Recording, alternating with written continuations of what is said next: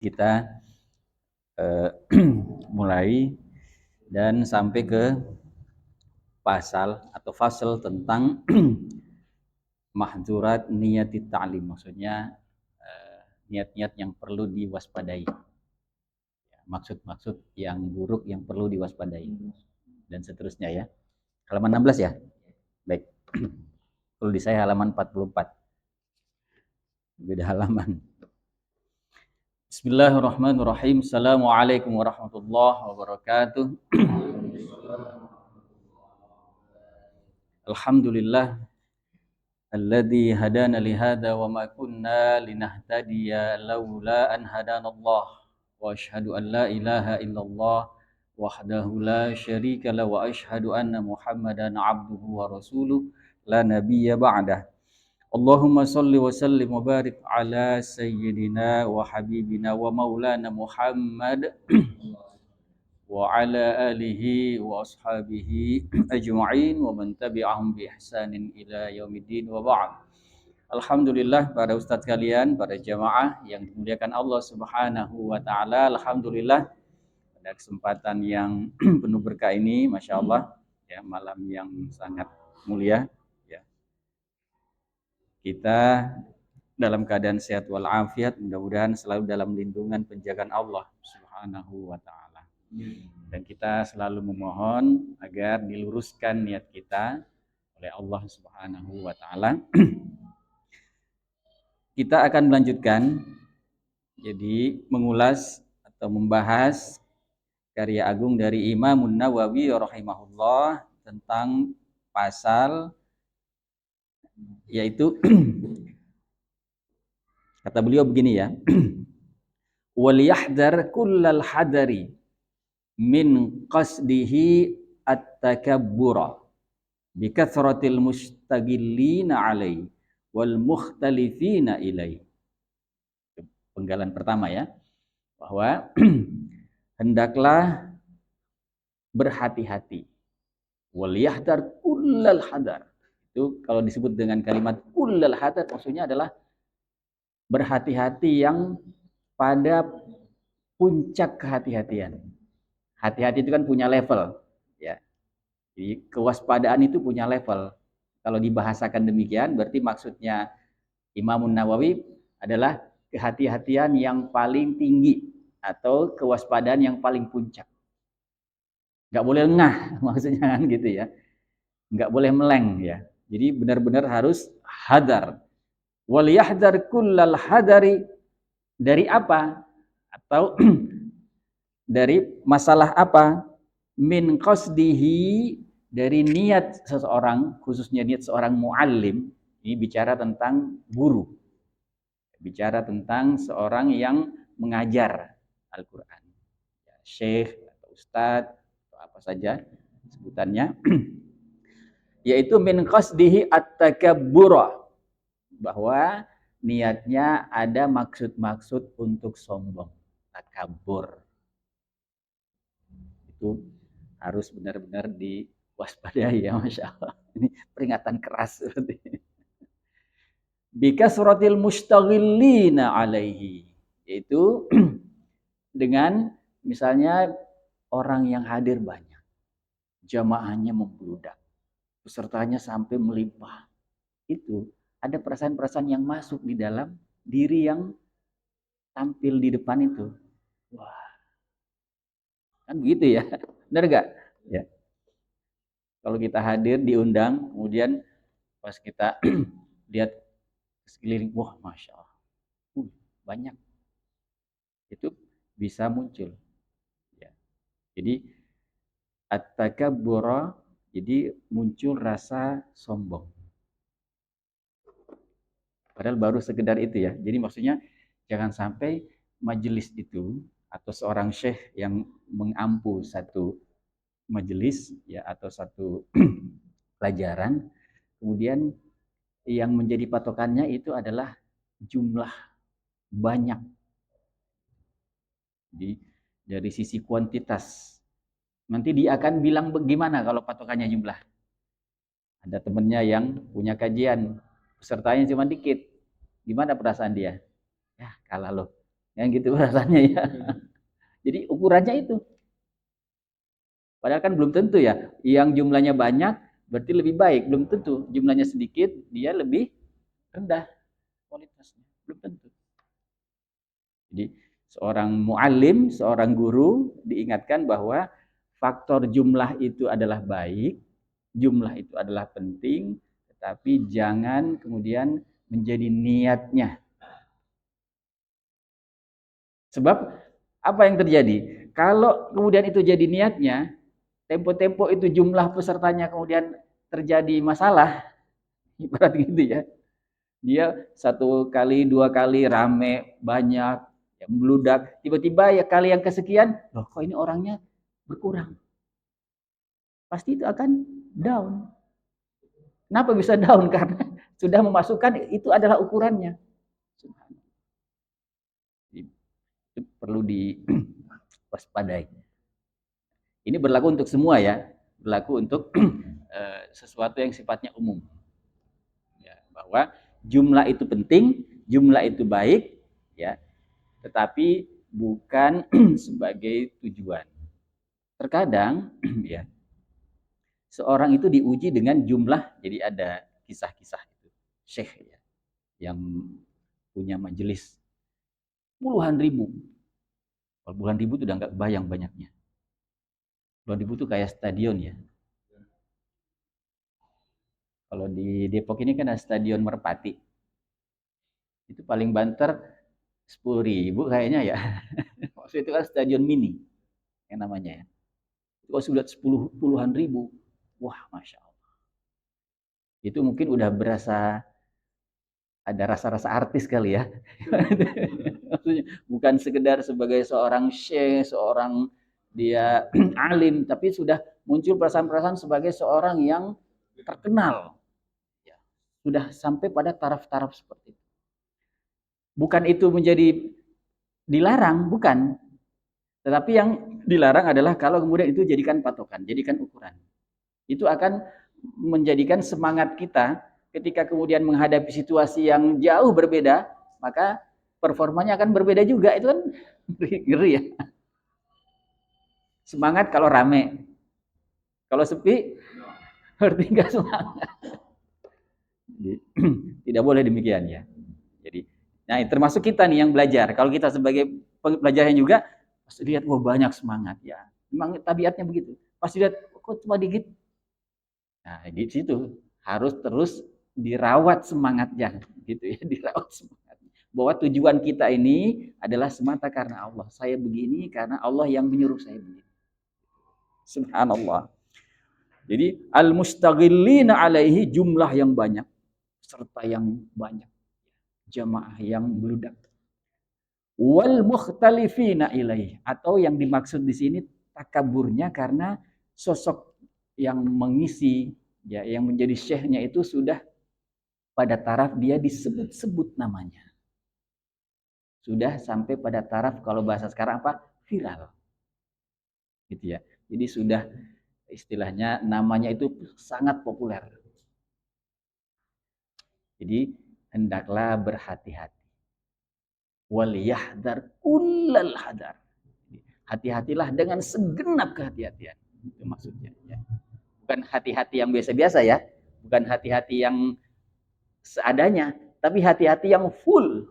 Gitu maksudnya ya. Kullal hadar. Itu godaan. Yang kedua yaitu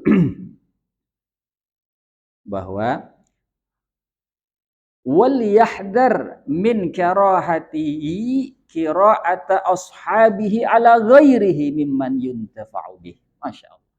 Ini juga godaan bagi seorang alim. Benar-benar harus hati-hati dari rasa tidak senang jika ini anggota-anggotanya, peserta-pesertanya, kemudian sekali waktu, dua kali waktu dia kemudian ikut kajian di tempat syekh yang lain. Jangan sampai muncul rasa tidak senang. Ini cukup menarik ya. Maksudnya fenomena ini sudah diidentifikasi oleh Imam Nawawi dari zaman dulu bahwa tabiatnya manusia itu kalibernya sekalipun alim, ada perasaan bahwa ini kan murid saya. Kok kenapa dia harus belajar ke fulan syekh yang lain? Ngapain dia? Apa nggak cukup saya SMA aja? Maksudnya gitu maksudnya. Mungkin pernah terlintas juga ya, dengar-dengar kayak gitu. Ibaratnya dilarang ngaji sama yang lain. Nah, itu penyakit gitu. Kalau orang itu ikhlas, guru yang itu ikhlas, alimnya ikhlas, maka dia bukan benci, bukan tidak senang. Ini kita baca dulu ya. Wal yahdar min karahatihi qira'ata ashabi ala ghairi. Jangan sampai seorang guru itu merasa tidak nyaman, tidak senang, merasa tidak suka kepada jamaahnya, kepada orang-orang yang dia ajarin, karena ini jamaahnya sekali waktu atau beberapa kali waktu dia pergi ke tempat yang lain buat belajar. Kan dia ada feeling-feeling juga ya. Itu murid gue ngapain dia ke sana gitu. Nah, itu berarti udah ada masalah. Padahal tujuannya ke sana adalah juga untuk berguru, untuk mencari ilmu. Ya. Justru dia disemangati. Ya, dia dimotivasi.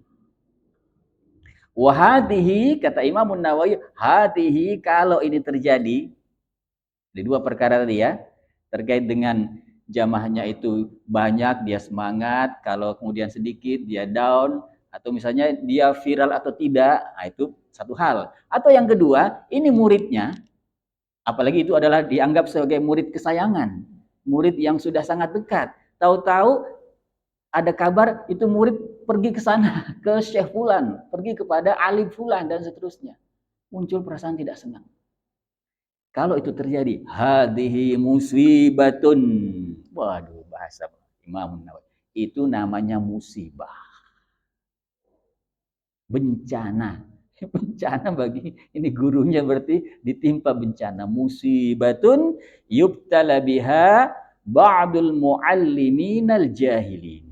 Yang itu menimpa kepada sebagian dari guru, sebagian syekh, sebagian dari alim ulama. Bahkan di sini dikasih sifat sebagai mualliminal jahilin. Wah, Masya Allah. Ngeri banget ya. Jahilin kan bodoh. Dia guru tapi bodoh. Kenapa disebut guru tapi bodoh? Guru kan pinter. Namanya guru pinter dong. Tapi disebut guru tapi bodoh. Karena giliran muridnya semangat mencari ilmu, cuman pergi ke guru yang lain, dia nggak senang. Itu guru yang bodoh. Tapi guru mengukur bahwa sukses tidaknya, berhasil tidaknya adalah pesertanya harus banyak. Pesertanya harus membludak. Itu guru yang bodoh. Itu musibah. Muallimin jahilin. Ini sifat yang kontradiktif. Muallim itu udah pinter. Tapi kemudian dikasih sifat Imam Nawawi jahil. Orang alim yang bodoh. Ini gimana sih ya? Masya Allah. Saking nggak layaknya itu terjadi. Ya. Tapi fenomena di masyarakat ada nggak? Pernah nggak kita dengar fakta semacam itu? Ada ya. Selentingan-selentingan ya. Bukan selentingan dong berarti. Bahwa karena sudah berguru ke sini, maka kemudian dikasih pagar. Lu kagak boleh ke sono ya. Itu nggak boleh. Ya. Maksudnya guru itu kecuali kalau kasusnya memang yang di sebelah sana itu adalah terjadi hal-hal yang memang keluar dari rel akidah, itu persoalan besar. Ya. Tapi kalau hanya beda madhab atau hanya beda corak, ya, atau hanya beda terkait dengan istilah sekarang manhaj, nggak ada masalah. Itu dulu imam-imam kita mencontohkan, Imam Syafi'i berguru ke Imam Malik, kan mazhabnya berbeda. Imam Ahmad itu berguru ke Imam Syafi'i. Di secara pelajarannya begitu. Tidak ada masalah. Nah, dan perlu diketahui bahwa banyak sekali ya fenomena itu guru tidak menguasai seluruh ilmu kan. Kalau kemudian dibatasi gimana itu muridnya berkembang? Emangnya kita harus mengambil dari satu sumber saja. Syukur-syukur kalau dia menguasai banyak ilmu. Masih penting kan? Tapi kalau ilmunya udah terbatas kemudian pakai tambah ngelarang, itu bencana. Baik bagi guru maupun bagi murid. Udah diingetin ya. Itu adalah waliyahdar kullal hadar. Hati-hatilah dengan segenap kehati-hatian. Kehati-hatian yang full. Jangan sampai terjadi. Karena itu musibah. Hadhihi musibatun yubtala biha ba'dul mualliminal jahili. Itu guru jatuh derajatnya jadi orang bodoh. Tapi memang begitu sih, masih feeling kita ya. Kalau kita punya murid nih, apalagi murid yang kita gadang-gadang wah ini baik nih di apa ya?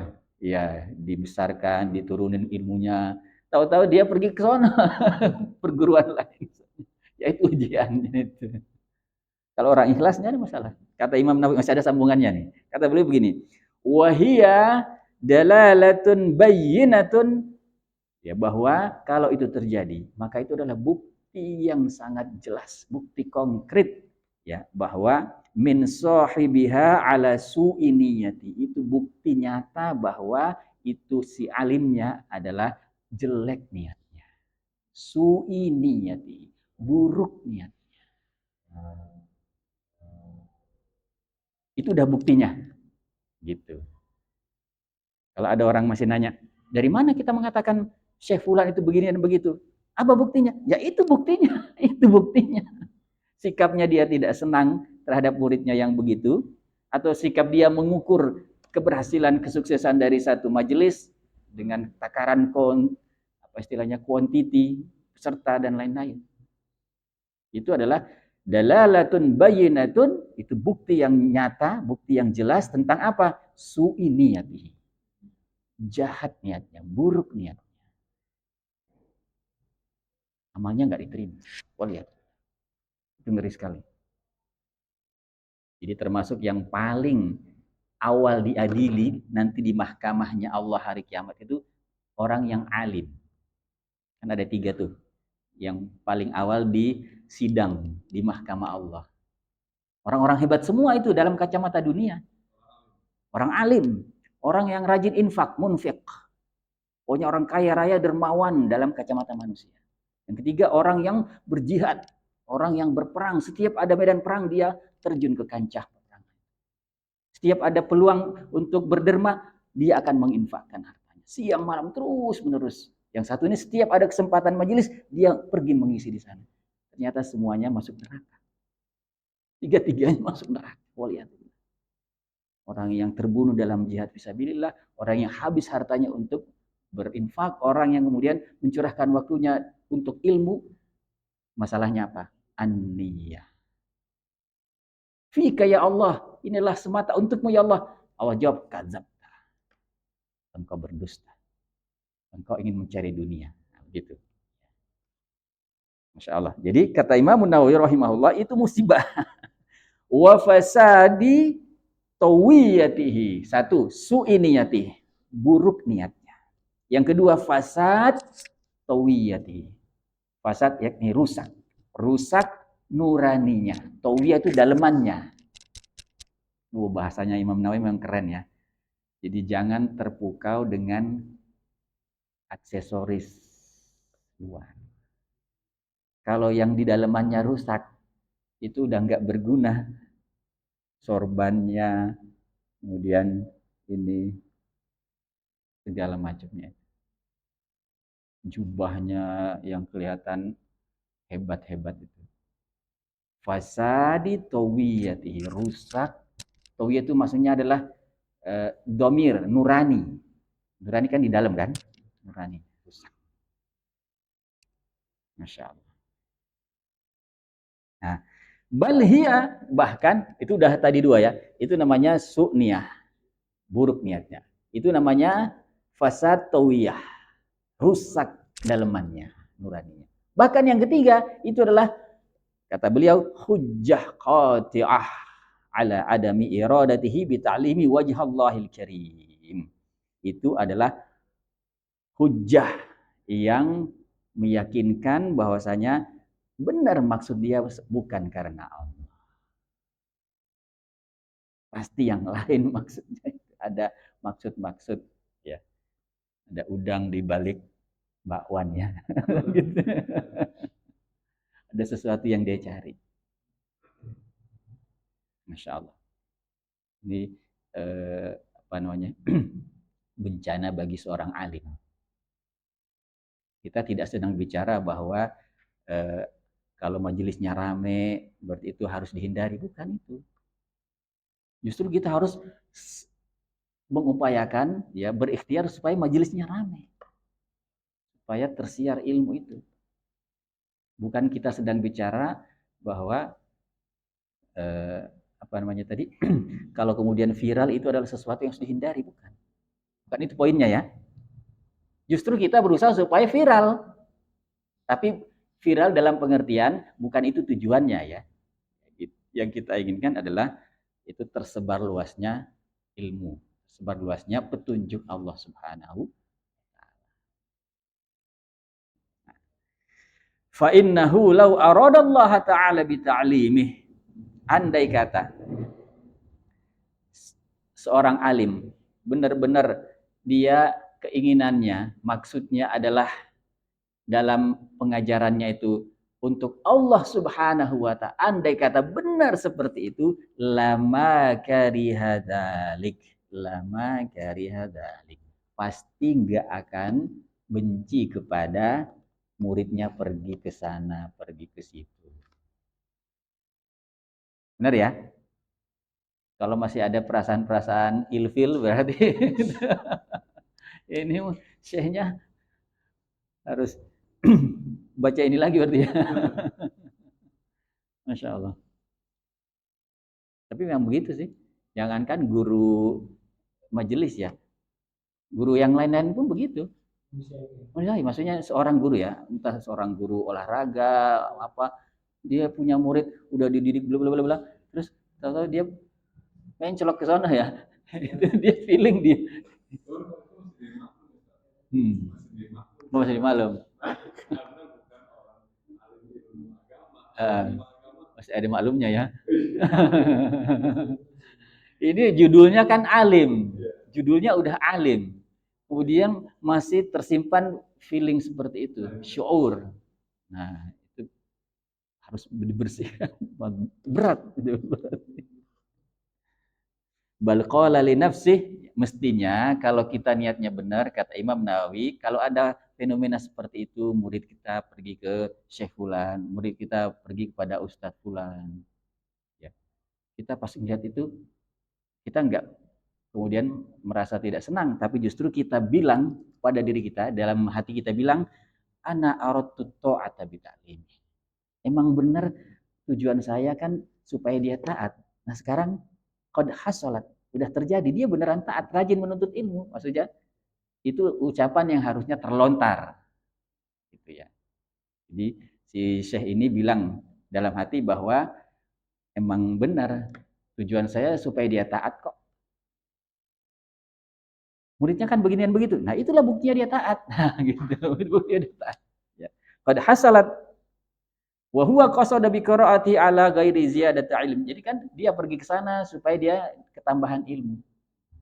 Ilmu itu sumbernya banyak. Ya.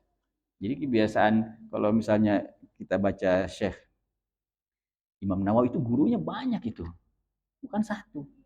Imam Bukhari gurunya banyak. Melanglang buana. Bukan satu. Kenapa kemudian kita menyempitkan medan penuntutan ilmu itu kepada forum-forum majelis-majelis yang dibatasi harus begini dan nggak boleh yang lain loh. Itu dari mana itu? Itu indikasi ketidakikhlasan, berarti indikasi ketidakikhlasan. Jadi fala ataba alaihi, maka mestinya dia tidak atab yakni tidak mencela itu muridnya, tidak kemudian istilahnya mengecam si murid ini, ya, talamisnya itu. Malah senang dong, malah dia kemudian mestinya yang muncul adalah bangga bahwa muridnya itu adalah murid yang bisa bergaul, bisa kemudian punya tempat belajar yang banyak, itu harusnya bukan karya, bukan tidak senang, tapi sebaliknya justru dia senang, Bang. Yang menarik begini ya, ini Imam Nawawi sampai membaca fenomena seperti itu dari zaman dulu. Apalagi, maksudnya itu zaman dulu sudah teridentifikasi oleh beliau. Kebayang nggak kalau zaman sekarang Imam Nawawi? Maksudnya fitnah-fitnah terkait dengan tadi ya, niat-niat yang buruk itu. Sekarang kan lebih ngeri. Lah zaman dulu aja sekian abad lalu itu Imam Nawawi udah bicara tentang bahayanya itu. Padahal itu kan ibaratnya seperti apalah ini ya, fakta-fakta tentang godaan-godaan itu. Dibanding dengan sekarang. Zaman medsos, zaman segala macam IT. Mungkin bahasanya lebih ngeri lagi ya, yang versi zaman dulu aja udah seperti ini peringatannya. Masya Allah. Baik, itu yang pertama. Jadi yang kedua adalah pada jamaah rahmati Allah Subhanahu wa taala. Nah, yang kedua ini wa qad rawaina fi musnadil imamil mujma' ala hifzihi wa imamatihi Abi Muhammad Ad-Darimi rahimahullah. Kita singgung sedikit ya. Jadi beliau ini mengutip dari seorang ulama besar, seorang ahli hadis namanya Imam Ad-Darimi. Darim itu nama kabilah. Jadi ibaratnya itu tetua. Biasanya orang dikasih nama kabilah itu karena dulu yang paling awalnya namanya si Fulan. Nah, namanya itu Darim. Kakeknya paling kakek di atas itu. Nah, ini turunannya dikasih nisbat Ad-Darimi, Ad-Darimi. Ini beliau adalah Imam Ad-Darimi, punya kitab hadis namanya Musnad Ad-Darimi. Nah, ini pujian Imam Nawawi kepada beliau apa? Jadi Imam Nawawi memuji Imam Ad-Darimi.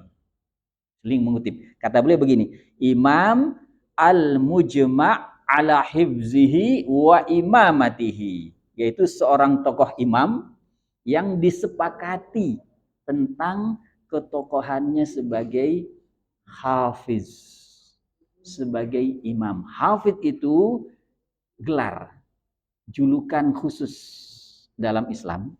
Hafiz itu dia minimal menghafal 100.000 hadis. Hafiz. Seperti misalnya contoh ya, Al-Hafidh Ibnu Katsir, disebut Al-Hafidh. Al-Hafidh Ibnu Hajar Al-Asqalani, Ibnu Hajar. Contohnya, baru disebut Al-Hafidh. Al-Hafidh kalau zaman sekarang lain. Kalau Hafidh zaman sekarang apa? Mungkin baru usia SMP, hafal 1 juz 2 juz, Al-Hafidh Fulan kan. Kalau Al-Hafidh zaman dulu itu, waduh itu ngeri tuh. Dengernya udah sangat tinggi sekali tuh Al-Hafidh. Kalibernya kayak Ibnu Katsir tuh. Imam As-Suyuti, itu Al-Hafidh Imam As-Suyuti. As-Suyuti. Nah, ini Imam Ad-Darimi adalah Al-Hafidh. Dan Al-Hafidhnya ini yang dipuji, catatannya, itu mujma', disepakati tentang kualifikasi hafidhnya itu. Maksudnya tidak ada yang mempertanyakan apakah ini hafidh beneran, enggak ada. Semua tokoh ulama menyepakati ketokohan beliau sebagai hafidh, sebagai imam. Mbak, kita sering dengar nggak namanya? Imam Ad-Darimi. Yang kita sering dengar apa? Imam Bukhari, Imam Muslim, Imam Nawawi. Maksudnya yang ini kan penulis hadis. Sebenarnya beliau tokoh besar, cuman popularitasnya tidak terlalu luas ya. Itu ada tanda tanya juga di kita, maksudnya kita evaluasi umat Islam ini mengevaluasi kok ada tokoh sebesar itu kita nggak kenal, itu maksudnya ya. Kalau kata Imam Nawawi tadi bahwa itu tokoh yang nggak ada yang memperselisihkan ketokohannya. Kan bisa jadi ada tokoh tapi oleh sebagian dikritik, ya kan? Ada sosok yang diunggulkan sebagai tokoh tapi pihak lain nggak setuju, itu bukan tokoh. Nah, ini tokoh beneran, mujma' alaihi. Wah, disepakati ketokohannya sebagai apa? Hafid. Sebagai apa? Imam. Gitu. Dan gelar-gelar itu gelar-gelar yang sangat tinggi sekali. Nah, apa kata Imam Ad-Darimi yang dikutip? Imam Ad-Darimi mengutip riwayat dari Ali bin Abi Thalib karramallahu wajhah. Khalifah Ali bin Abi Thalib karramallahu wajhah, yaitu kata Imam Ali radhiyallahu an, ini isinya ya. Ya hamalatal ilm, wahai para pengemban ilmu. Wahai para pengemban ilmu. Hamalah, yakni hamil bentuk jamak. I'malu bihi. I'malu bihi. Hendaklah kalian semuanya mengamalkan ilmu itu. Jangan cuma dibawa-bawa, jangan cuma dipamer-pamer. Emang dia orang punya ilmu. Masalahnya itu diamalin enggak? I'malu bihi, beramallah, amalkanlah ilmu itu. Mengapa? Kalau ilmuwan itu benar, alim itu beneran alim, fa innamal alimu, karena sesungguhnya seorang yang beneran alim, innamal alimu man amila bima alima. Wah, keren banget nih kalimatnya ya. Orang yang alim beneran alim, siapa? Man amila bima alima. Itu orang yang mengamalkan apa-apa yang dia ketahui. Apa-apa yang dia tahu ilmunya, dia amalkan. Itu namanya orang alim. Jadi orang alim itu bukan hanya ilmunya banyak. Kalau sekedar ilmunya banyak, belum disebut sebagai al-alim beneran. Ya. Berarti dia al-alim secara teori. Alim beneran itu dia harus beramal. Ya. Buktinya kalau dalam Al-Quran sebutkan innama yakhsyallaha min ibadihi al-ulama. Jadi orang yang paling takut kepada Allah itu adalah orang alim, ulama dalam Al-Quran. Takut itu kan sebenarnya buah, ya. Buah dari ilmu-ilmu yang dia ketahui. Artinya ilmu yang dia dapat itu bukan sekedar teori di benak dia. Menjadikan dia amalnya benar-benar ditata atau amalnya benar-benar dikendalikan supaya sesuai dengan syariat Islam. Ya. Jadi innamal alimu man amila bima alima. Bagus tuh kalimatnya ya, ringkas. Man amila bima alima. Berikutnya bahwa wa wafaqa ilmahu amaluh. Kemudian orang yang beneran alim itu dia wafaqa ilmahu, ilmunya dia sejalan dengan amalnya. Emangnya ada orang yang ilmunya nggak sejalan dengan amalnya? Ada tidak? Orang yang ilmunya banyak, amalnya dikit. Atau orang yang ilmunya sudah tinggi sekali, tapi kemudian amalnya malah menyimpang. Berarti nggak sejalan ya. Kalau alim beneran alim, maka dia wafaqa ilmahu ilmu. Wafaqa amalahu ilmu. Amalnya mesti sejalan dengan ilmu. Ilmunya bilang ini halal, maka perbuatannya beneran dia halal. Kalau ilmunya bilang ini haram, terus dia kerjain, berarti ini kan gini ya. Secara ilmu ini adalah dikeharamkan, ini secara amal dia halalkan. Berarti nggak sejalan. Kata ilmunya ini wajib, terus dia berleha-leha nggak melakukan yang wajib. Nah, berarti ini nggak sejalan. Saya kira banyak. Itu setiap tahun itu banyak sekali lembaga-lembaga pendidikan yang menghasilkan sarjana, bukan? Itu kan keilmuan itu.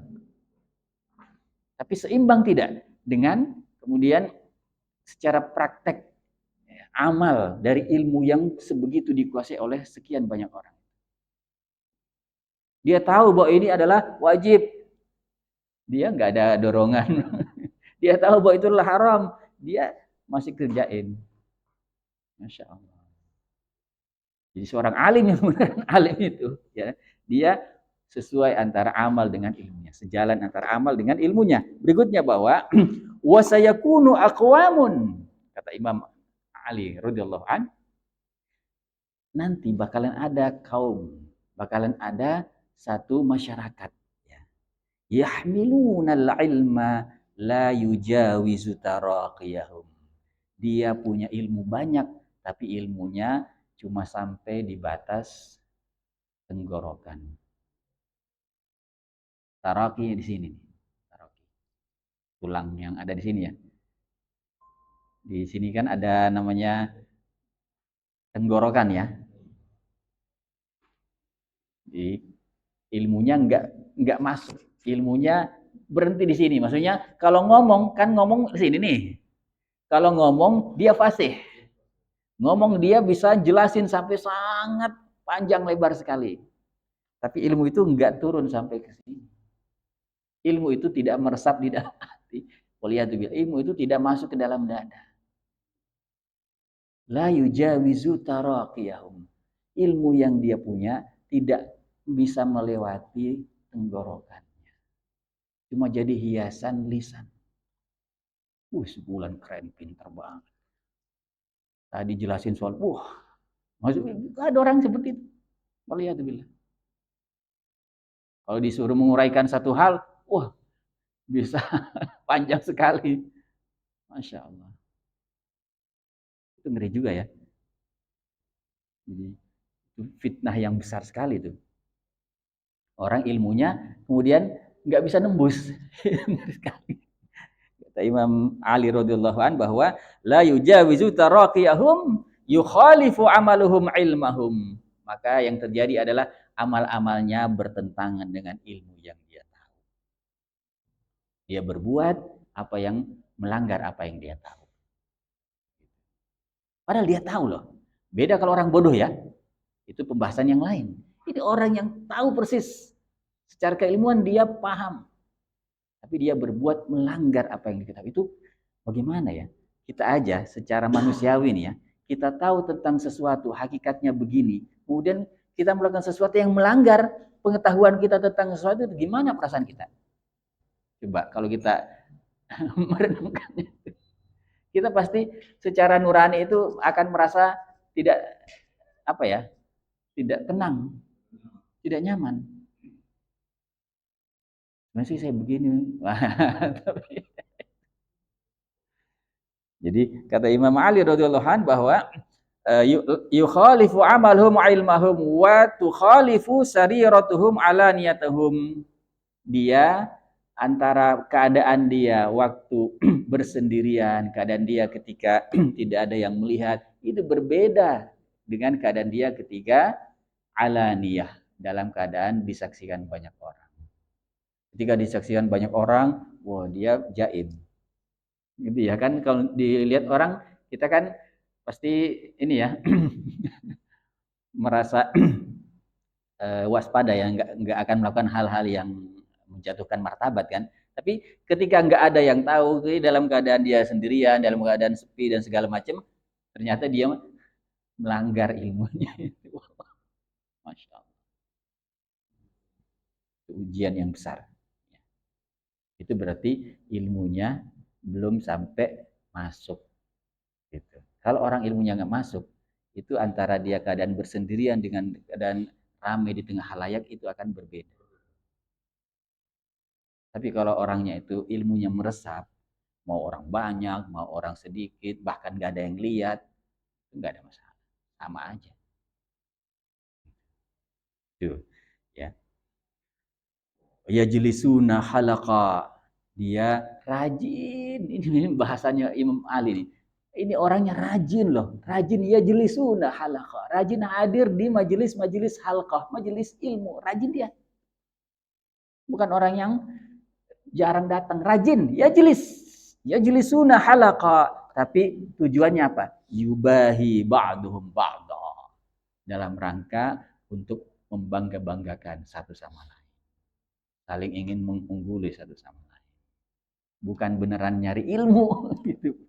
Bukan beneran untuk kemudian bekal beramal, tapi untuk menjadi kebanggaan-kebanggaan di hadapan orang lain.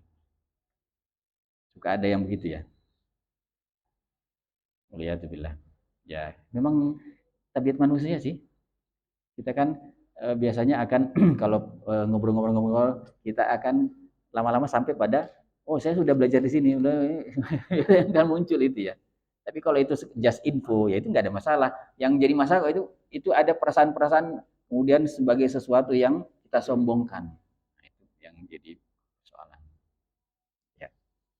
Yubahi ba'duhum ba'dha hatta sampai-sampai inna rajula la yaghdabu ala jalisihi an yajlisa ila ghairihi wa yada'ah. Sampai-sampai ada satu fenomena kata Imam Ali radhiyallahu anhu bahwa itu kalau kita berteman nih satu majelis ini, misalnya ada sekian puluh orang, kan temenan nih, beratnya majelisnya sama.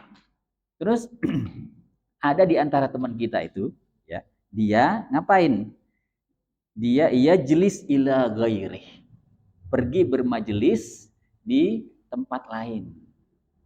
Maka sama teman-temannya ini kemudian dibenci, ditinggalin, ibaratnya akhirnya dicuekin.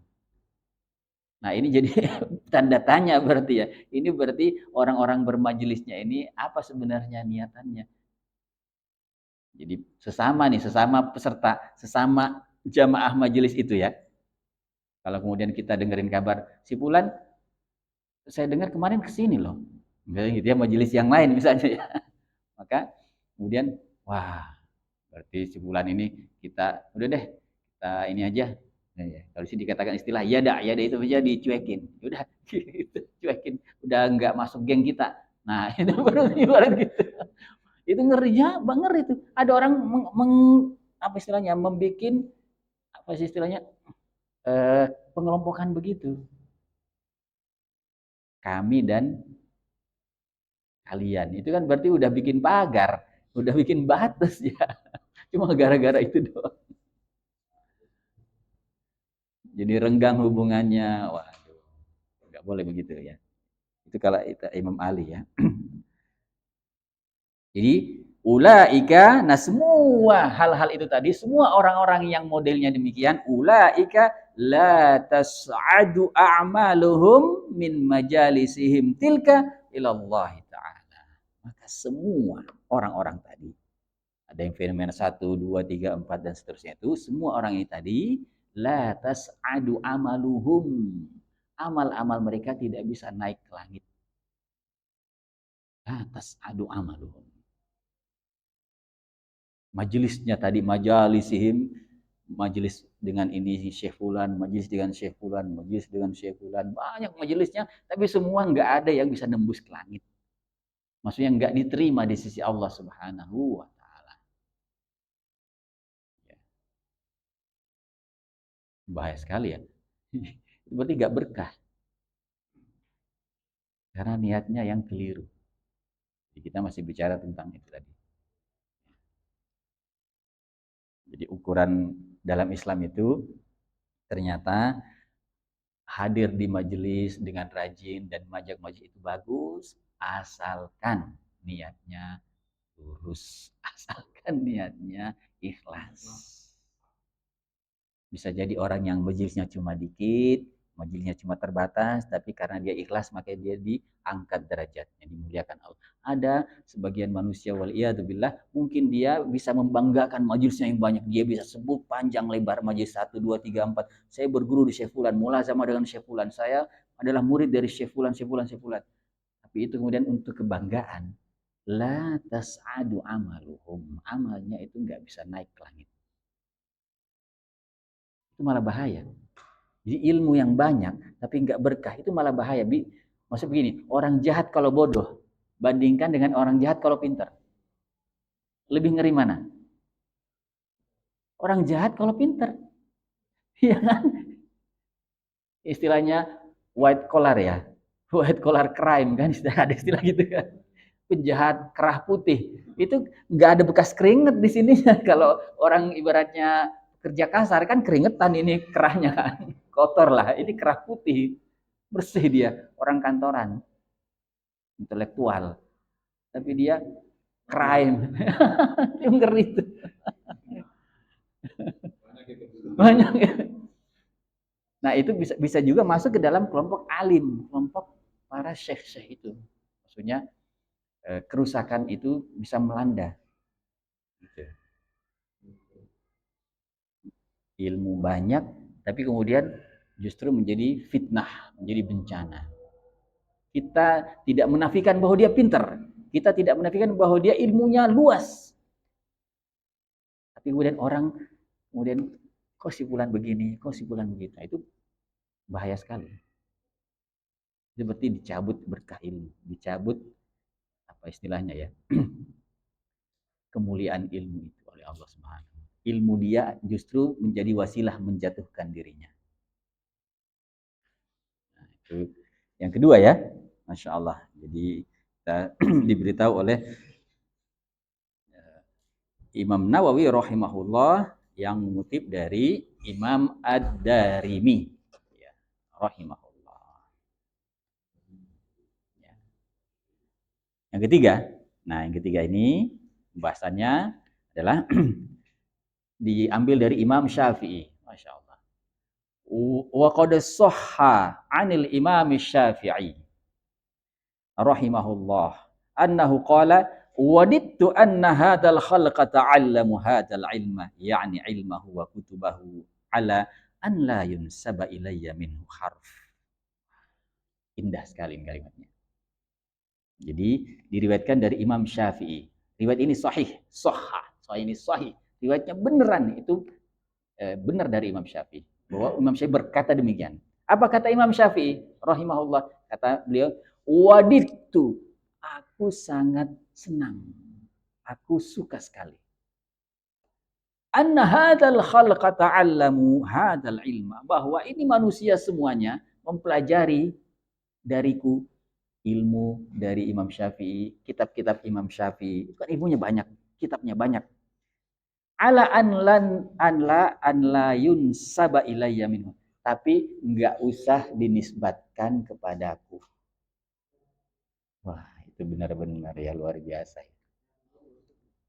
Misalnya nih, ya dinisbat kepada Imam Syafi'i maksudnya gini. Ini adalah perkataan Imam Syafi'i. Kan ada kan? Ini adalah merupakan faidah yang digali oleh Imam Syafi'i. Kita kan sebut-sebut tuh namanya. Karena yang beneran beliau yang berkata, memang beneran beliau yang merumuskan faidah itu. Misalnya apalagi saya dikatakan bahwa ini adalah tarjih pemilihan pendapat setelah dipilih oleh Imam Syafi'i. Inilah yang paling kuat. Ini adalah tarjih yang qarrarahu Asy-Syafi'i. Jadi kan berarti kita menisbat kepada kita nyebut Imam Syafi'i. Atau kita katakan ini adalah hadhihi mas'alatun istakhrajahu Asy-Syafi'i. Ini adalah persoalan yang berhasil dirumuskan oleh Imam Syafi'i. Berarti kita menisbatkan ke beliau. Kata beliau apa? Saya sebenarnya sangat senang, sangat suka andai kata semua yang mengutip dari ilmu beliau, dari kitab beliau, itu nggak usah nyebut nama saya. Meskipun satu huruf, nggak usah disebut. Nggak usah dinisbat. Kita kalau bikin tulisan, kagak usah kitab dah yang panjang segini, yang lebar. Cuman bikin status 2 alinea doang, terus ada yang ngutip, nggak pakai nama kita. Si fulan, ya Allah, itu kan status gue. Itu gue pakai nggak bisa tidur bikin. Kita langsung mencak-mencak dalam hati. Ini kan gue yang bikin, coba ya trace itunya kan pasti status saya yang secara kronologi waktu kan ada kan bisa dicek ya. Berarti siapa yang duluan kan? Berarti dia yang meng-create kan. Kita udah panas. Itu Imam Syafi'i. Jangankan satu kitab, jangankan satu jilid, satu huruf pun itu nggak usah. Ngutip beliau nih, padahal dikutip terus beliau itu. Iya, benar-benar bahwa itu bukan tujuan. Beliau lebih senang itu nggak usah disebutkan dari siapanya. Pokoknya kutip aja langsung. Faedahnya begini, ya prinsip satu begini, nggak usah disebut Imam Syafi'i. Beliau nggak apa-apa. Beliau malah lebih senang. Nah kalau kita kebalikannya, belum bikin satu buku. Astagfirullah. Status paling banter berapa alinea tuh. Kita udah wah mencak. Siapa sih ini yang Enggak sopan banget. Tulis kayak di bawahnya Bang AG. Iya. Atau tulis huruf C yang di ini kan lingkerin kan, berarti kita ngopi dari siapa gitu kan. Tapi memang kita itu feelingnya begitu. Lah saya aja maksudnya kalau saya punya tulisan yang saya baca-baca aja, loh kok ini tulisan saya kenal persis ini saya yang nulis. Tapi kok nggak ada di bawahnya ya? Maksud gitu. Apa kayak gitu ya? Ya begitu. Entah inisial, itu inisial pun nggak ada, kita marah. Kita kadang-kadang nggak terima. Nah itu Imam Syafi'i, masya Allah kitabnya, waduh, punya kitab tafsir. Beliau itu punya kitab hadis Musnad Asy-Syafi'i. Beliau punya kitab usul fikih. Usul fikih nomor 1 paling awal dibikin oleh semua ulama di seluruh dunia itu Imam Syafi'i. Nama kitabnya Ar-Risalah. Punya kitab induk namanya Al-Wow. Namanya juga Al-Um, kitab induk. Ngeri Imam Syafi'i ini ilmunya. Jadi semua madhab-madhab yang berkembang itu pada hakikatnya adalah mengambil faidah dari rumusan usul fikih Imam Syafi'i. Itu diakui oleh seluruh ulama di seluruh dunia. Nah, kata beliau begini, bahwa aku itu lebih senang kalau semua yang belajar dari ilmu, dari kitab-kitabnya Imam Syafi'i, nggak usah pakai nyebut-nyebut Imam Syafi'i. Kan biasanya gini ya, kita kalau ngutip cuma satu kata, atau ngutip ya paling banter 3 kata, kita kan bilang sama yang mungkin punya tulisan asli ya, ya timbang 3 kata doang, kagak usah disebut. Ya kan gitu ya. Ini kata Imam Syafi'i, jangankan 3 kata, 1 huruf pun itu nggak usah nyebut. Mau 1 kitab, mau 1 jilid, mau 1 volume, berjilid-jilid kitab Imam Syafi'i. Nggak usah pakai nyebut Imam Syafi'i, nggak apa-apa. Bahkan wadid itu artinya wood itu rasa senang. Bahkan tadi mengatakan levelnya itu lebih tinggi dari mahab. Hub. Itu kan senang cinta itu punya level. Namanya mawaddah kan? Pernah dengar mawaddah? Kayaknya ini istrinya beliau nih. Wadah. Wah, jadi nggak enak nih. Iya. Jadi mawaddah itu artinya senang, cinta. Tapi dia punya level tertentu. Ada namanya mahabbah. Ada namanya. Iya. Kan dalam surah Ar-Rum kan ada kan? Iya, rahmah sayang, kasih sayang. Iya. Sakinah. Sakinah. Sakinah mawaddah warahmah biasanya. Itu diambil dari surah Ar-Rum ayat 21. Sayang. Sakinah, ketenangan. Keluarga yang tenang, keluarga yang penuh kasih sayang, keluarga yang penuh kecintaan.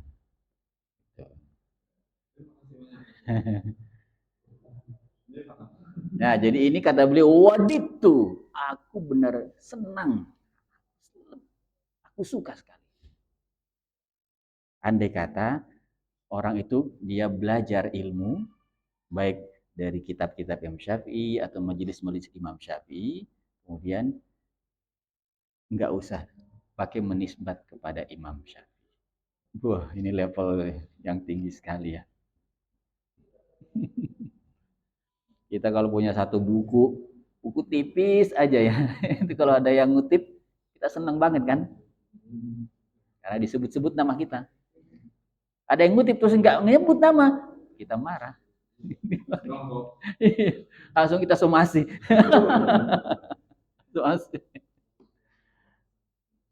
Jadi, tapi Imam Nawawi punya ini namanya ya adab. Adab. Imam Nawawi itu punya kaul bahwa di antara adab ilmu yang ditradisikan kaum muslimin adalah setiap kutipan itu harus secara jujur disebut sumbernya. Itu diantara perkataan Imam Nawawi. Itu bentuk sebagai apresiasi, bentuk juga sebagai memuliakan orang yang pertama kali kita sebut. Itu lebih fair. Jadi kalau ini levelnya tinggi, ini udah tinggi lagi ya. Kata Imam Syafi'i ini dia pembahasannya lebih tinggi. Tapi secara adab keilmuan, tradisi di dalam kalangan ulama kaum muslimin itu, setiap kutipan itu menyebut sumbernya. Itu ada kaulnya Imam Nawawi. Misalnya kita mengatakan sesuatu dan itu kita kutip dari satu sumber, maka sebut sumbernya. Ya, itu bentuk penghargaan, bentuk memuliakan. Dan juga sekaligus bentuk kejujuran.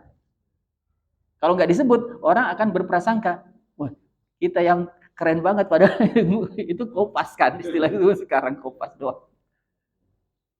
Ya, apalagi zaman sekarang, medsos itu kan, wah, ini tulisannya Bang ini keren banget loh, baca. Bisa secanggih ini. Karena nggak disebut namanya.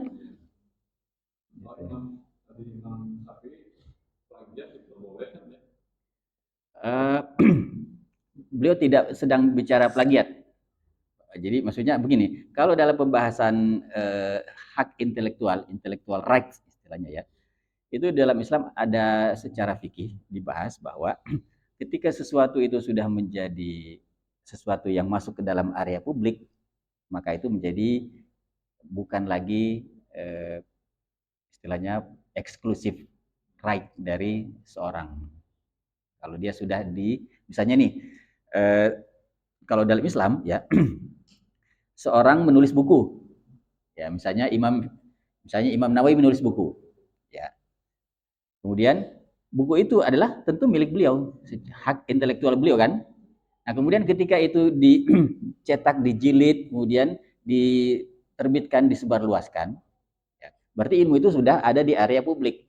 Nah ketika sudah ada di area publik, maka itu secara fikih itu dianggap sudah menjadi milik umum kaum muslimin. Tapi sekarang ini karena dikaitkan atau tercampur baur pembahasan tentang tadi hak intelektual atau kekayaan intelektual itu terkait dengan pembahasan secara kompensasi. Itu yang terjadi kecampur bauran. Sekarang ini kan ada istilah royalti, ya kan? Royalti kan namanya ya. Misalnya bikin lagu. Iya, misalnya bikin naskah itu ada royaltinya atau ya dan seterusnya. Kalau dalam konteks masyarakat sekarang itu kan memang kiblatnya ke barat.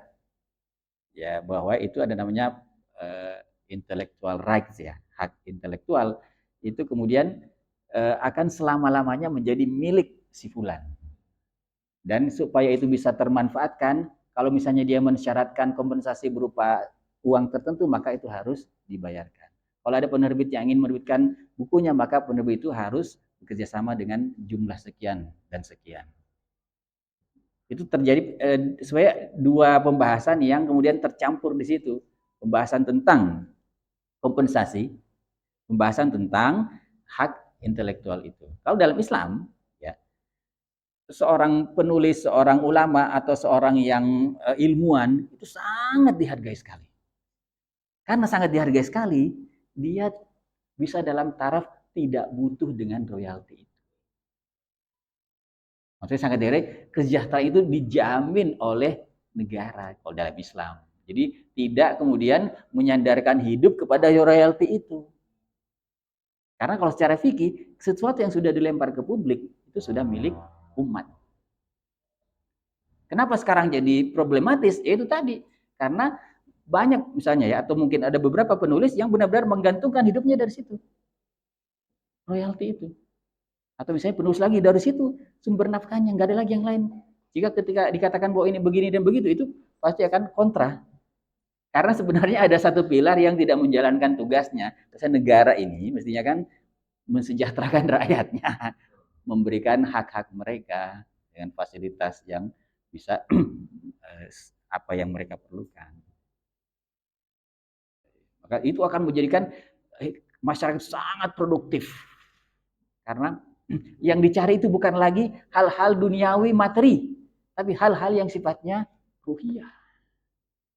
Itu buktinya kenapa ulama zaman dulu sangat produktif. Karena yang dicari bukan sekedar materi, Motif-motif mereka itu bukan sekedar untuk nyari duit. Makanya sangat produktif. Kalau sekarang, ya ada yang pakai cara-cara yang nggak benar, ini itu segala macam. Ya.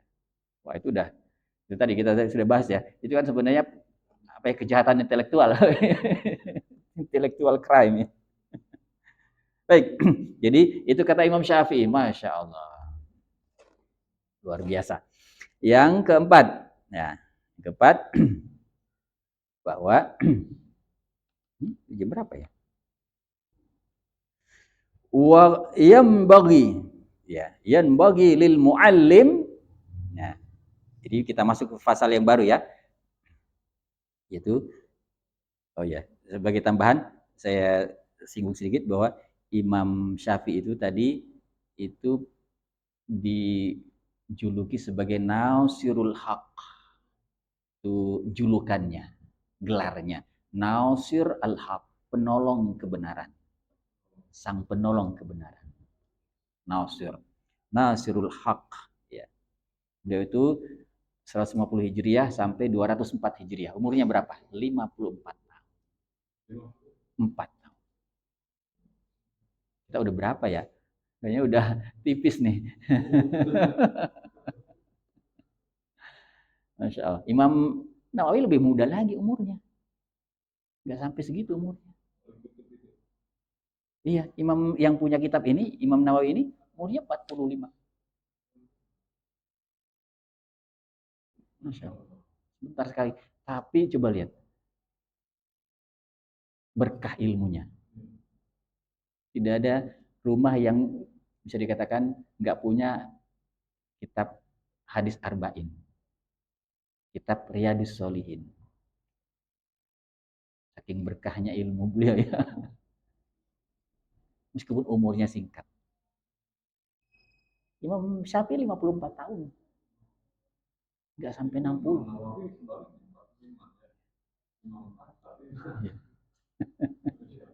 Iya, mudah sekali. Jadi yan bagi lil muallim an yatakhallaqa bil mahasin. Hendaknya setiap muallim, setiap guru, setiap orang yang mengampu majelis ya syekh atau ustadz ya atau dai, dia menghias dirinya yatakhallaqu bil mahasin dengan akhlak-akhlak yang bagus allati warada syar'u biha yang itu disyariatkan oleh Allah. Hendaknya berhias dengan akhlak.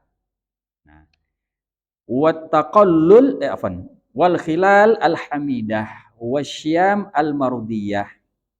Jadi supaya apa namanya? Punya tabiat yang terpuji. Kan dia sosok yang duduk di depan gitu, sosok yang akan menjadi fokus dari satu majelis, satu jamaah, seorang alim ya, muallim itu, maka memang selayaknya untuk menghias dirinya ya dengan akhlak-akhlak yang bagus allati arsyada ilaiha minaz zahadah fid dunya. Satu, yaitu zuhud, punya sikap zuhud terhadap dunia. Zuhud itu apa? Zuhud itu adalah mengambil dunia secukupnya. Jadi tidak istilahnya apa ya, berfoya-foya meskipun hartanya banyak. Yang dimaksud zuhud itu bukan berarti harus hidup kere ya, bukan. Zuhud itu adalah menjadikan dunia dalam genggaman tangan, bukan di dalam hati. Mungkin dia uangnya banyak, hartanya melimpah, tapi justru dia selamat karena dia zuhud. Ya. Misalnya Abu Bakar itu kan kaya raya, tapi zuhud. Abdurrahman bin Auf kaya raya, tapi zuhud. Utsman bin Affan kaya raya sekali, tapi zuhud. Selamat beliau. Karena dunia yang beliau genggam itu, harta yang melimpah ruah itu dalam genggaman tangan, bukan kemudian masuk ke dalam hati. Itu yang dimaksud ya. Jadi satu, itu akhlaknya kalau seorang muallim, dia adalah zahadati fid dunia. Satu, zuhud terhadap dunia.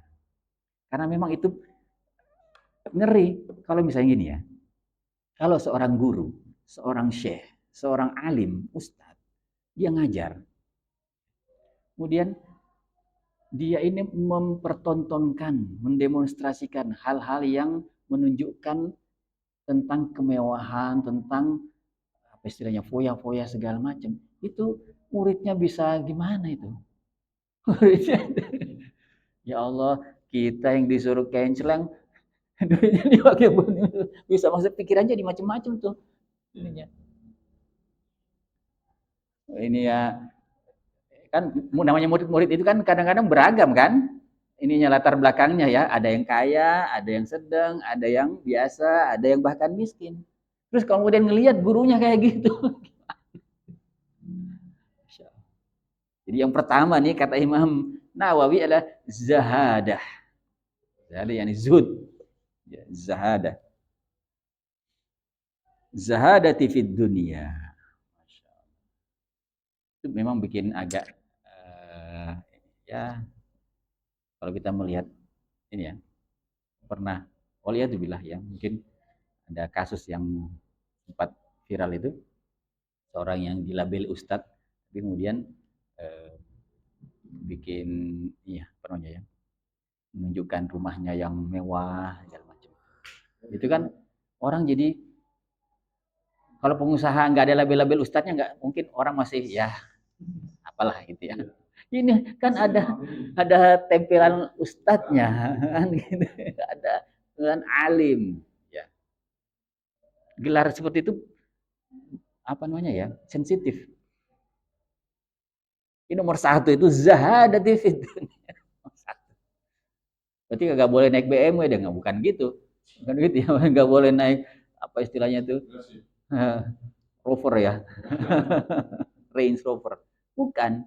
Ya, maksudnya itu kalau kita misalnya ya, kalau kita ke barat di Eropa, itu kan rata-rata memang tingkat kemakmurannya lebih. Orang naik Mercy itu biasa. Kalau Ustadz naik Mercy ya biasa-biasa aja. Tapi artinya apa? Bukan sesuatu yang diada-adakan, bukan sesuatu yang untuk di kemudian istilahnya apa ya, disombongkan. Bahasa-bahasa seperti itu harus benar-benar dijaga. Bukan berarti dilarang ya, bukan. Jadi ada satu kisah itu, ada seorang pergi ke Austria, seorang dai, beliau ditugasin, beliau orang Timur Tengah, ya, pergi ke Eropa, itu kan Eropa Barat, Austria itu kan tangganya Jerman. Itu pas diajak untuk safari kan, keliling-keliling untuk mengisi di beberapa forum, itu yang jemputnya mobilnya emang mobil bukan mobil kayak di negara-negara kayak kita. Wah, keren sekali. Ya kata yang itu nganter, di sini udah biasa, Ustaz. Udah biasa memang begini. Ya, maksudnya itu memang bukan sesuatu yang diada-adain, bukan sesuatu dalam rangka untuk membuat sesuatu yang membangga-banggakan. Ya, gitu ya. Baik. Jadi kita lanjutkan bahwa yang satu zahadati fid dunya wa taqalluli minha, hendaklah menyedikitkan dia mengambil dunia. Taqallul. Menyedikitkan mengambil dari dunia. Taqallul minha, yakni minat dunia.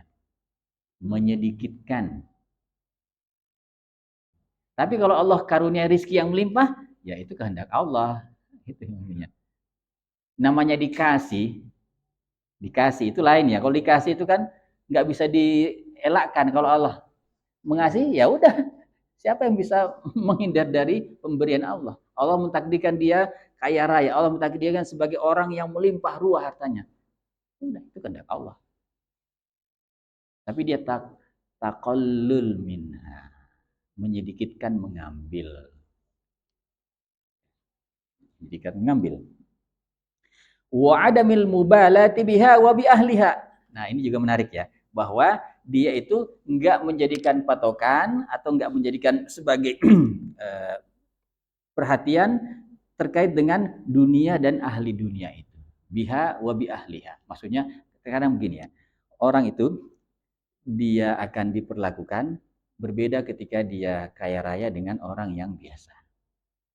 Kan berarti sesuatu yang perlu diluruskan. Di sini kalau seorang alim, dia nggak boleh kemudian takluk kepada seorang yang kaya raya. Ntar itu bisa jadi bahaya. Ibaratnya bisa dibayar itu sama ini sama orang kaya itu. Jadi tidak dengan la mubalah. Jadi tidak boleh menjadikan itu sebagai perhatian. Nanti jangan dijadikan sebagai patokan. Gitu. Wasaha. Nah, dia berhias dengan apa lagi yang kedua? Saha, dermawan. Jadi guru itu sebaiknya hiasan akhlaknya dermawan, saha. Kalau guru-guru zaman dulu itu masih ada cerita sampai sekarang di Mesir itu suka membiayai ininya, murid-muridnya. Ya, berarti gurunya kan lumayan longgar kan, lumayan lapang juga ya. Jadi kalau misalnya, maksudnya kalau guru itu punya kecukupan, punya kelonggaran, maka dia berhias dengan akhlak itu tadi, saha, sahanya ini dermawan. Ya dikasih. Kalau misalnya anak-anak dikasih 10.000, 20 kan udah senang, gitu ya. Anak senang itu.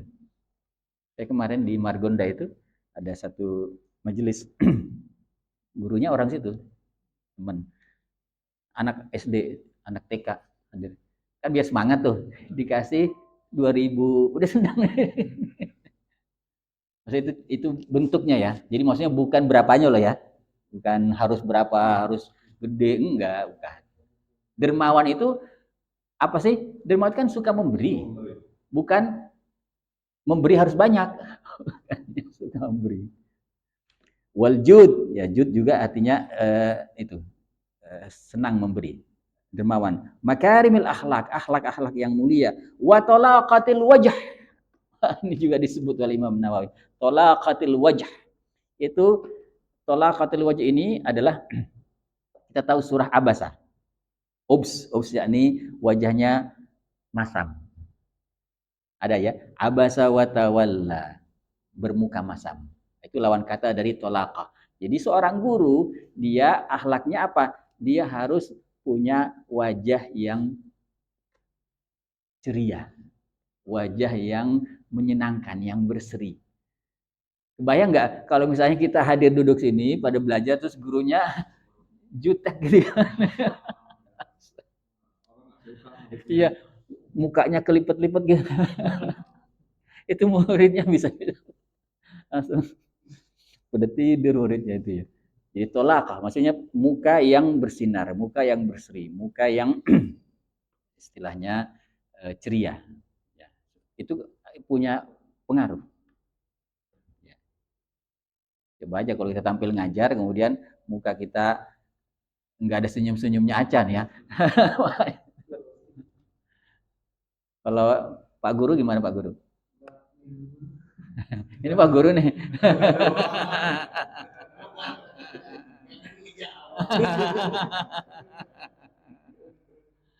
Jadi salah satu akhlak yang hiasannya alim itu adalah tolaqatul wajh.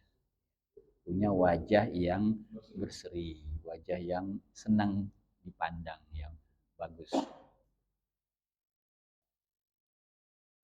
Ya, supaya pelajaran yang berat, pelajaran yang rumit itu kan jadi enteng ya, jadi rileks ya. Ini udah pelajarannya kan ada namanya pelajaran killer ya. Pelajaran yang berat, tapi kalau di sekolah tuh bahasa Inggris, kimia, matematika, terus gurunya serem, tambah nggak bisa masuk belajar. Ya kita ingatlah guru-guru kita itu ya, masya Allah, guru-guru yang biasanya karakternya ini ya, menyenangkan, supel itu biasanya disukai dan biasanya pelajaran itu mudah diserap, gitu. Meskipun pelajarannya berat. Setuju ya? Jadi tolaqatul wajh min ghairi khurujin ila hadil khala'ah. Tapi ada batasnya. Jangan sampai kemudian melewati batas yang itu berlebih-lebihan. Khala'ah ini maksudnya sesuatu yang sampai pada taraf membahas. Kalau khala itu maksudnya cabul. hal-hal yang maksudnya saking inginnya suasana yang apa istilahnya itu suasana yang rileks, suasana itu kan ada candaannya kan, tapi itu dibatas, jangan sampai kemudian masuk ke dalam hal-hal yang vulgar, hal-hal yang itu tidak pantas. Iya, ini namanya khola, nggak boleh khola. Ya. Kemudian berikutnya wal hilmi, lembut. Guru itu lembut. Hilm. Kalau gurunya lembut lawannya kasar ya. Kalau gurunya kasar itu biasanya muridnya rada ini ya, susah untuk akrab, susah untuk maksudnya mau ngomong juga udah udah nggak berani. Lihat mukanya udah serem. Wasabr, masya Allah banyak banget nih akhlaknya. Dia lembut, ya kemudian dia sabar. Watanazzuhi an daniil iktisab, ini disebut ya. Dan juga menjauhkan diri dari mencari perolehan nafkah yang itu bisa dikatakan bisa menjatuhkan martabat seorang alim, seorang guru. Coba kita tanya, ada nggak profesi, bukan profesi yang haram ya, pekerjaan yang sebenarnya halal, tapi itu dianggap sesuatu yang rendah, sesuatu yang apa namanya ya, untuk orang tertentu nggak layak dilakukan. Ada nggak? Apa contohnya?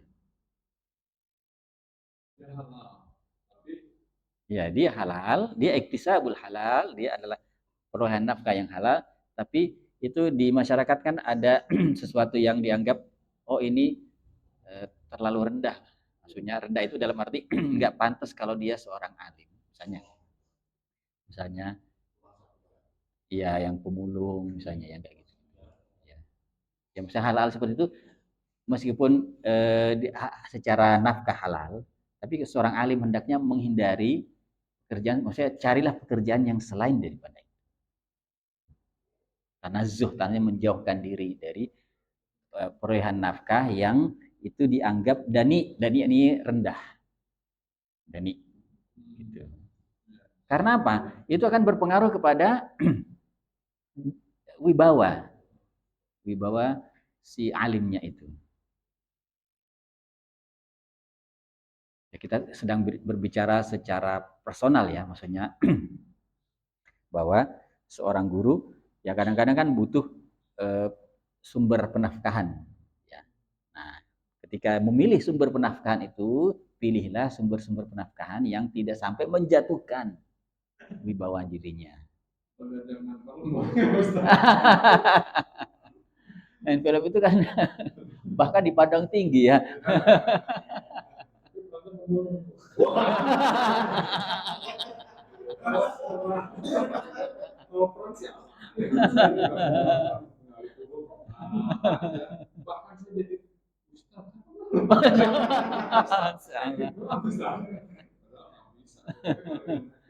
Actingnya tapi bisa ya.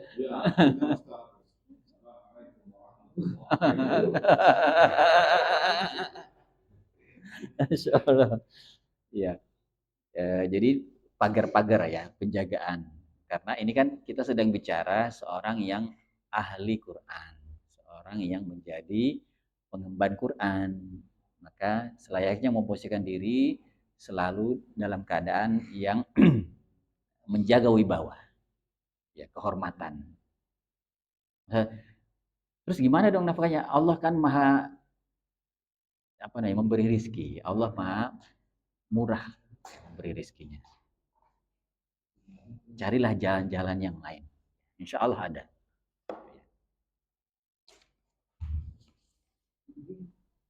Nah, kalau jualan itu jelas nggak ada masalah. Kalau jualan itu bagus itu. Banyak ulama Imam Syafi'i itu dagang juga. Imam Syafi'i. Iya. Nah, itu profesi yang sangat apa namanya ya bagus. Berikutnya apa? Bahwa akhlaknya adalah wa mulazamatil wara' wal khusyu'. Masya Allah. Berat ya. senantiasa menghias diri dengan wara' dan khusyuk. Wara' itu apa? Wara' itu menjauhkan diri dari hal-hal yang bisa mengurangi muru'ah, mengurangi kehormatan diri. Wara'. Jadi maksudnya sesuatu itu kan batas paling standarnya haram. Kalau haram itu wajib dihindari. Ya. Tapi ada level lebih tinggi dari itu. Itu namanya wara'. Wara' itu menghindari hal-hal yang bukan saja haram, tapi sampai hal-hal yang kemudian bisa mengurangi muru'ah seseorang. Iya, maksudnya iya, maksudnya itu untuk orang biasa itu kadang-kadang nggak ada masalah. Untuk orang-orang awam dia lakukan hal seperti itu kadang-kadang nggak ada masalah. Misalnya main gundu. Halal apa haram main gundu? Halal kan? Tapi kalau misalnya seorang syekh, seorang alim kemudian dia pakai singlet main gundus itu nggak boleh. Kenapa? Apalagi lari-larian ngejar layangan. Itu kan halal. Itu halal Kak? Halal kan? Apa haramnya di situ? Nggak ada. Ngejar layangan loh. Ini Pak Ustadz. Nah, itu maksudnya menjaga wara'. Ya. Mulazam itu terus dia harus menjaga. Kenapa? Karena dia sudah menjadi model. Ntar orang akan menjadikan dia sebagai dalil. Oh kamu begini sih begini? Lah Pak Ustadz aja. Dia Pak Ustadz gitu. Masa gue kagak boleh? Gitu. Itu ngerinya kalau sudah jadi itu ya orang yang mu'alim, guru. Maka dia perlu berhias dengan akhlak-akhlak tadi mulazamatul wara'. Nah, wara' itu maksudnya levelnya di situ. Ya, misalnya berpakaian itu nggak boleh serampangan kalau sudah duduk di majelis-majelis itu. Ya. Misalnya pakaian yang ada sembarangan bolong-bolongnya itu dihindari kecuali kalau terpaksa ya. Kan ada pembahasan fikih, tapi ada pembahasan yang terkait dengan adab. Gitu. Secara fikih ya sah sholatnya. Tapi seorang yang sudah disebut syekh alim kemudian kok dia sholatnya sembarangan gitu, nah, itu bisa mempengaruhi murid-muridnya. Gitu. Giliran dia ngajarin kita kalau mau menghadap Allah harus benar-benar mempersiapkan yang terbaik. Kalau Pak Ustadz kemarin untung kagak dipoto sama muridnya ya. Dipoto. Ini Pak Ustadz. Iya. Masya Allah. Jadi khusyuk, khusyuk, khusyuk itu ya tenang, ya. Menjaga sikap yang tenang. Jadi sikapnya itu tidak gerasa gerusu lah, ibaratnya gitu ya. Khusyuk. Karena komentar, ya sikap itu kalau terlalu gerasa gerusu, kadang-kadang kan ada yang nggak pas. Maka dia harus benar-benar hati-hati, benar-benar penuh pertimbangan. Kan akan jadikan rujukan. Dia akan dikutip-kutip gitu. Akan bikin meme. Meme-nya kan. Itu kan malah ngeri kalau sembarangan ininya ya. Jadi dia bersikap wara', bersikap khusyuk, was-sakinati wal waqar. Bersikap selalu tenang, bersikap wakar ya, menjaga wibawa. Wat tawadu', selalu bersikap tawadu, rendah hati. Waduh, berat. Semuanya berat ya. Tawadu. Padahal orang ini kan kita udah merasa berilmu. Bawaannya kalau orang berilmu itu merasa, lah bukan di bawah gua. Jadi tawadu itu kemudian nurunin lagi. Tawadu wal khudu', tunduk ya. Kita punya sikap khudu', tunduk kepada semua kebenaran dari manapun datangnya. Orang yang kita kenal, orang yang kita kenal, orang yang bahkan lebih rendah levelnya, kita harus tunduk kepada kebenaran. Khudu'. Ya. Wajtinabid dahik wal iktsar minal mazh, dan juga menjauhkan dari banyak terbahak-bahak dan kebanyakan atau berlebihan dalam hal bercanda, mazah. Karena itu akan mengeraskan hati. Ada hadisnya ya. Dan itu susah juga. Nanti giliran mau serius dianggap bercanda. Itu kan rada susah itu ya. Kalau udah kebanyakan bercanda itu, kebanyakan candaannya. Misalnya proporsi. Bukan berarti kita gak boleh bercanda ya. Nabi itu bercanda juga loh. Ya. Ada proporsinya. Bahkan ada seorang sahabat namanya Nuaim. Itu cuman dilihat doang, orang udah pada ketawa. Bayang nggak itu? Ada seorang sahabat namanya Nuaim.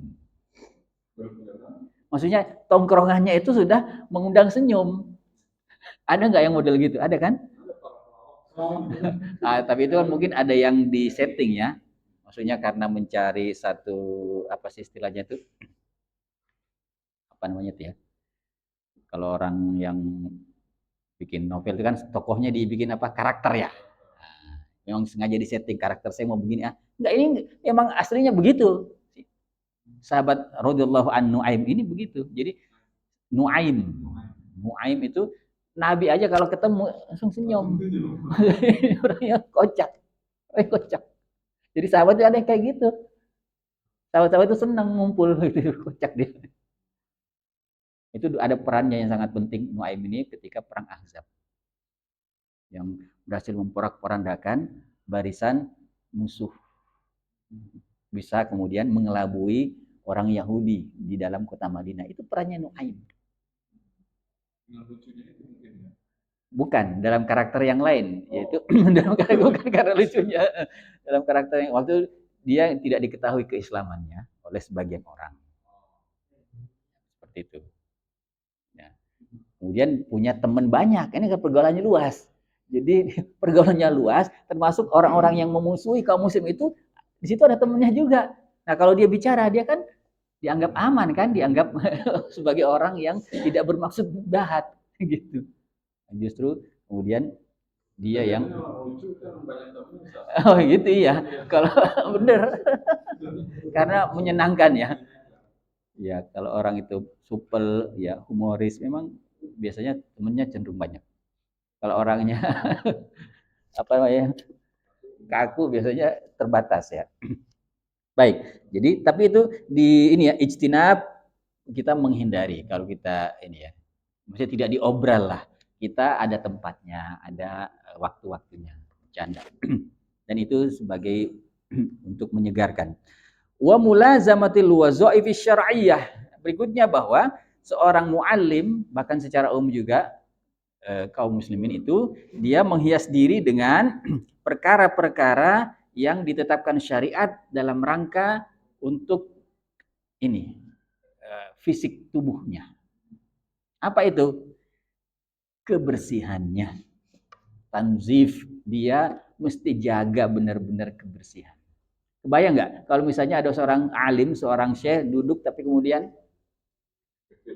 ada dekil atau apa ya ada noda-noda yang mengganggu itu kan akan mempengaruhi konsentrasi di jamaahnya itu tanzif meskipun sederhana meskipun bukan sesuatu yang mewah tapi tanzif ini bersih an-nazafatu minal iman ya, gitu. Menjaga kebersihan ya. Apalagi izalatil ausakh wasyu'ur allati warada syar'u bi izalatiha ya. Jadi menghindari perasaan-perasaan yang di apa namanya menghindari hal-hal yang memang disuruh untuk kita hindari oleh syariat misalnya apa dalam tubuh kita ini misalnya adalah kakosis syarib kumis ini kayak simple ya syarib ini kumis syaribun pakai sya ya syarib syaknya panjang itu kumis itu kalau seorang sudah jadi muallim sudah jadi ustadz dia sering tampil di depan itu jangan sampai kumisnya berantakan Masya Allah sampai diatur begitu maksudnya dia entah dipotong digunting atau dirapikan kan ada juga orang yang kumisannya serem ya maksudnya kayak nggak dirawat gitu Jadi kalau minum kopi kan nyangkut. Itu kalau syekhnya gitu gimana?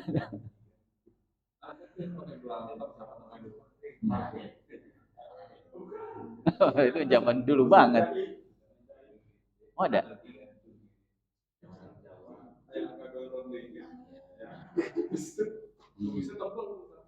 Hmm. Uh, kalau tebal atau tipis mungkin itu beda-beda ya. Tapi yang penting itu dirapikan. Ya, dirapikan. Maksudnya tidak sampai mengganggu pemandangan. Karena kumis itu kan tumbuh. Kalau dia tidak dipotong atau tidak digunting, maka itu bisa udah sampai terpilin itu. Ya.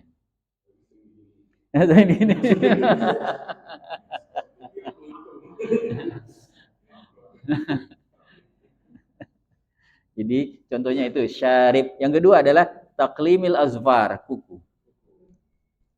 Kalau guru kukunya nggak boleh jorok lah, ya kukunya harus dipotong. Kita kan disunahkan ya, Jumat itu potong kuku misalnya. Jadi orang muallim, seorang ustadz itu senantiasa menjaga penampilan-penampilan seperti itu ternyata penting juga. Kita kalau melihat misalnya seorang yang tampil di depan kemudian nggak sengaja ngelihat kukunya, mengganggu ya. Kita udah membayangin macam-macam itu. Masya Allah.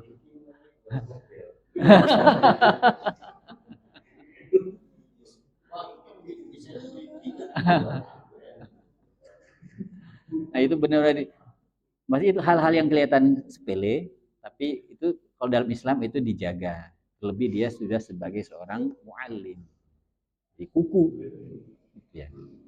Nggak boleh terlalu panjang dan harus bersih. Ya. Apalagi watasrihil lihyah. Nih jenggotnya itu perlu dipangkas. Misalnya uh, memanjangkan jenggot itu dalam satu hadis sunnah. Ya. Yang di sini dibahas adalah merapikan, merapikan, merapikan. Jadi supaya maksudnya begini, itu jenggot itu kan dia tumbuh, terutama orang-orang yang di Asia Barat, orang-orang di Asia Tengah itu kan lebat ininya, nggak kayak orang Indonesia harus pakai olive apa itu, nggak tumbuh juga, olive oil, nggak tumbuh-tumbuh tuh udah diapain. Tapi kalau orang sana itu, saya punya dosen orang pernah belajar ke Turki, dia cerita itu orang sana kalau seminggu itu nggak dipangkas, wah udah panjang tebal sekali itu. Nah, yang dimaksudnya adalah contohnya kayak gitu. Kalau orang itu dia dikasih karunia jenggot yang lebat, yang panjang, maka kalau kemudian tidak dirapikan itu bisa mengganggu. Nah, jadi kalau dia alim dia itu misalnya Imam Syafi'i itu melihara jenggot tapi segini ibaratnya ya. Setiap udah sampai segini dipotong. Jadi tidak sampai segini. Enggak. Iya. Jadi yang sunnah dalam Islam itu mungkin tidak ada patokan berapanya ya, tapi itu kembali kepada masing-masing. Tapi yang penting adalah dia dirapikan, dirapikan, dia dirapikan. Tasrih yakni dirapikan. Jadi tidak apa istilahnya mengganggu lah, gitu. Tasrih al-lihyah wa izalatil rawaih al-karihah. Ini juga harus menghilangkan aroma-aroma yang tidak sedap. Aroma-aroma yang tidak disukai. Kayak macam-macam ya. Itu penting. Ya, maka pakai misalnya parfum, pakai wangi-wangi atau apalah ya. Itu sunnah dalam Islam ya. Wal malabis al makruah, tidak boleh memakai baju atau pakaian-pakaian yang tidak disukai atau pakaian yang tidak disenangi jika dilihat orang banyak. Baju-baju yang aneh-aneh itu, baju-baju yang misalnya Kalau misalnya bajunya ini belas ini pink, belas ini ungu, belas ini itu gimana? Itu agak mengganggu itu. Bukan berarti itu haram ya, boleh-boleh aja kalau selera mah ya. Tapi kalau dia sudah sebagai alim, dia sebagai ustadz dan dia tampil itu perlu memilih malabis yang cocok, yang munasibah. Masya Allah.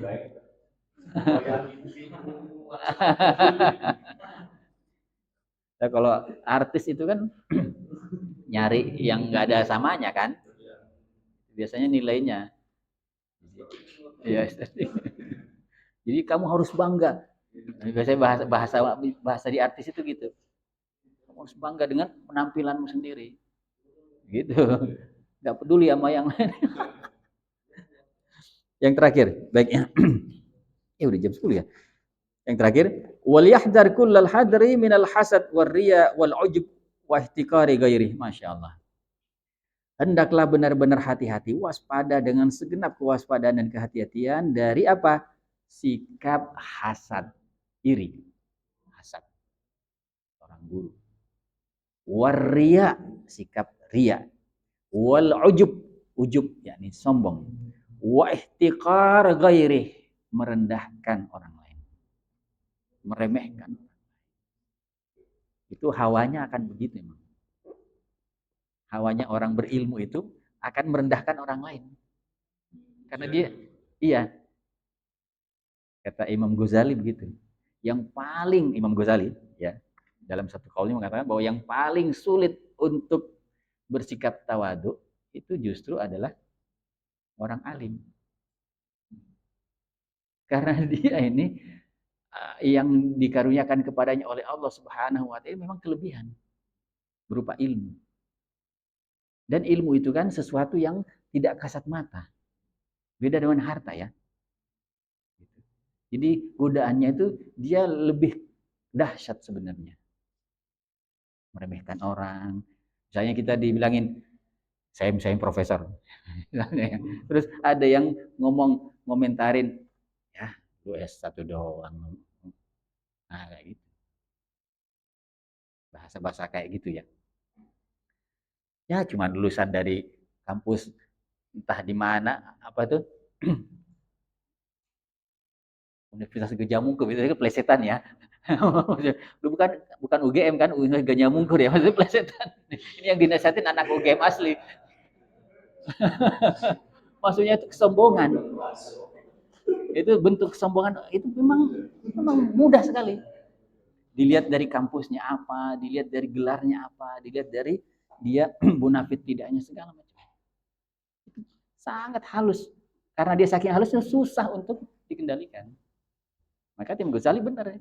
Yang paling berat, paling sulit untuk menjaga sikap sombong, sikap arogannya itu adalah para alim ulama.